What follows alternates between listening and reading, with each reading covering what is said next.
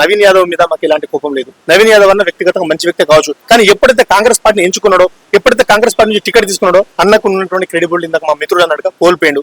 ఎందుకంటే మేము అతన్ని ఏం అనట్లేదు, ఆయన నిజంగా ప్రజలకు న్యాయం చేయాలనుకుంటే నాకు ఓట్లు వేయకండి, నన్ను ఓడించండి అని చెప్పేసి అడగాలి. అంటే ఎట్టి పరిస్థితుల్లో పార్టీని గెలిపించాలని చెప్పేసి మంత్రులంతా, ఎమ్మెల్యేలంతా, కార్పొరేటర్లంతా కూడా బాగా వేసిన పరిస్థితి జూబ్లీహిల్స్ అన్న. దీన్ని ఎలా ఇస్తారు అన్న? అసలు ఇది ఎంత సిల్లీ విషయం అంటే నిజంగా జూబ్లీహిల్స్ సార్ సీట్ గెలవకపోతే వాళ్ళ మంత్రి పదవులు పోతున్నాయన్న, ముఖ్యమంత్రి పదవి అయినా పోతుందా? పోదు కదా. మరి ఎందుకంత తాపత్రయపడుతున్నారు, ఎందుకంత తహతలాడుతున్నారు? ముంద తుఫాను వల్ల అక్కడ రైతుల యొక్క బాధలు చూస్తే వర్ణనాతీతం. అవునా కదా? మీరు చూస్తూ ఉన్నారు, మొత్తం పంటలన్నీ ఆగమయం అయిపోయినాయి. మరి అక్కడ పట్టించుకోకుండా మీరు అన్నట్టుగా గల్లికి ఒక మంత్రి తిరుగుతా ఉన్నాడు. ఇలా అంత అవసరం ఏముందని చెప్పేసి అడుగుతున్నా. అంత అవసరం దేనికి? ఈ సీటు కోరుకుంటే నీకేమొస్తుంది? అంటే పరిపాలన మొత్తం అయిపోతుందా? ఈ సీట్ ను కోల్పోయినా నష్టం లేదు కదా. మరి నువ్వు ప్రజల యొక్క బతుకులు మొత్తం చూడాలి కానీ, వాళ్ళకి ఏం చేయాలని వాళ్ళ సౌకర్యం కల్పించాలని చూడాలి కానీ, వీడికి వచ్చి తిరిగి నీకేమొస్తుంది అంటే వీళ్ళకి భయం స్టార్ట్ అయింది. ఫస్ట్ ఆఫ్ ఆల్ ఎస్, నువ్వు నిజంగా ఈ 2 ఏళ్లలో మంచి పరిపాలన అందించిన వ్యక్తివై ఉంటే నువ్వు ఇలా జూబ్లీహిల్స్ లో వాడవాడకు తిరగాల్సిన అవసరం లేదు.